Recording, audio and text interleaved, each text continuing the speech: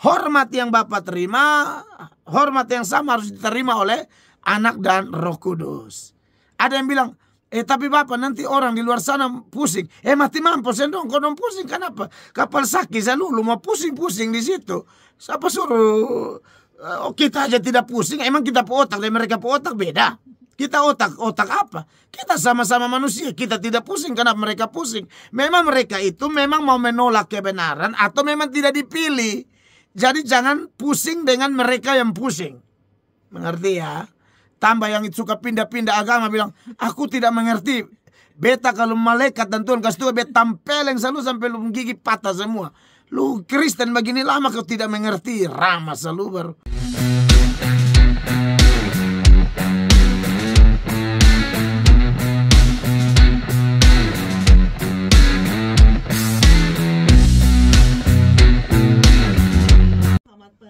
Bapak Pendeta. Selamat pagi. Mohon maaf ini keluar dari yang tadi dijelaskan dalam firman. Siap. Mau tanya tentang berdoa. Iya. Terkait dengan berdoa, apakah kita boleh langsung berdoa kepada Bapa atau melalui Yesus, atau hanya berdoa kepada Yesus saja? Lalu peran Roh Kudus dalam doa. Mohon penjelasan Bapak Pendeta. Siap.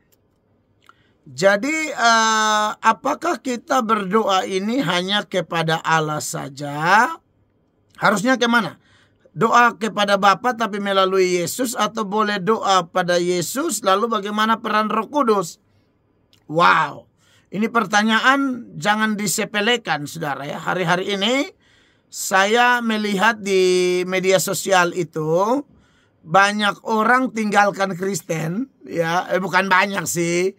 Sedikit orang, masa banyak? Sedikit, sorry. Karena yang saya lihat itu saja. Saya hanya mungkin lihat ulang 2-3 kali, saya pikir banyak. Sebenarnya hanya itu saja ya. Yang selalu bingung gitu loh.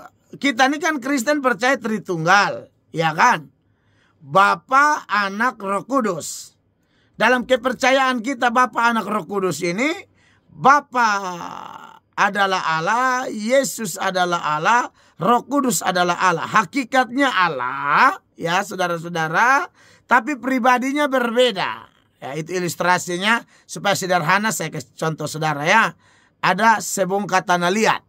Ya, dari tanah liat ini kita kasih pisah menjadi 3, kan tanah liat itu elastis ya. Kita kasih pisah. Nah, tanah liatnya doang itu namanya hakikat. Hakikat itu akan menjadi pribadi kalau ada bentuk. Nangkap ya. Lalu dari hakikat ini, jenis ini, natur ini, lalu saya bentuk tanah liat pertama saya bikin guci. Tanah liat kedua saya bikin katakanlah pot bunga. Tanah liat ketiga saya bikin katakanlah apa ya, cobek lah. Nah, cobek bukan guci. Guci bukan pot bunga, tetapi cobek adalah tanah liat, guci adalah tanah liat, ya. Tadi satu apa le? Ini pot bunga adalah tanah liat. Jadi pribadinya beda, hakikatnya sama. Nah ini Tritunggal, contoh sederhananya seperti itu. Jadi hakikat dari Allah Tritunggal itu hakikatnya yang tunggal, pribadinya yang 3. Jadi itu penting ya. Kenapa Allah bisa melakukan itu? Kenapa Allah kita seperti itu? Yang pertama memang Allah kita ini maha kuasa. Dan Allah itu ada dengan sendirinya ya. Allah itu ada dengan sendirinya. Yesus juga ada dengan sendirinya. Roh Kudus juga ada dengan sendirinya. Manusia beda dengan Tuhan ya. Kalau kita bandingkan dengan beberapa ayat ya. Misalnya di dalam Yohanes pasal 5 ya. Yohanes pasal 5 kalau saya tidak salah ya. Ayat 21 kah? Iya. Dikatakan sebab sama seperti Bapa membangkitkan orang-orang mati dan menghidupkannya, demikian juga Anak menghidupkan barang siapa yang dikehendakinya. Ayatnya yang ke 23 supaya semua orang menghormati Anak seperti mereka menghormati Bapa. Jadi Bapa dan Anak itu memang sama saudara-saudara ya. Lalu kemudian di ayatnya yang ke-26. Sebab sama seperti Bapa mempunyai hidup dalam dirinya sendiri, demikian juga diberikannya anak mempunyai hidup dalam dirinya sendiri. Jadi Bapa dan anak dan tentu Roh Kudus juga itu tidak tergantung pada siapa-siapa, ya. Nah, jadi karena kita percaya Allah Tritunggal, semua data-data yang saya munculkan, Bapa bangkitkan orang semau Bapa, Yesus juga. Yesus bilang hormati Bapa, hormat yang sama harus berikan kepada dia. Tuhan Yesus bilang Bapa punya apa? Hidup dari diri sendiri, saya juga punya hidup dari diri sendiri. Nah, begitu juga Roh Kudus. Nah, kalau begitu menyangkut berdoa ini, bagaimana? Boleh tidak doa kepada Bapa? Karena tadi saya bilang banyak peristiwa orang ada orang tinggalkan Kristen karena bingung, kita ini doa kepada siapa sih? Kalau memang Yesus itu Tuhan, kenapa di Taman Getsemani dia berdoa kepada Bapa? Kenapa di Golgota dia berteriak, ya Bapa, ke dalam tanganmu kuserahkan nyawaku. Berarti Yesus ini siapa? Bolehkah kita berdoa kepada dia atau hanya kepada Bapa saja? Jadi kesimpulannya betul, ada satu saat di mana kita berdoa kepada Bapa dengan pengantara Yesus. Makanya dalam nama Yesus kita berdoa. 1 Timotius 2 ayat 5 mengatakan Allah itu Esa, maka Esa pula dia yang menjadi pengantara antara Allah dan manusia, yaitu manusia Kristus Yesus. Itu benar.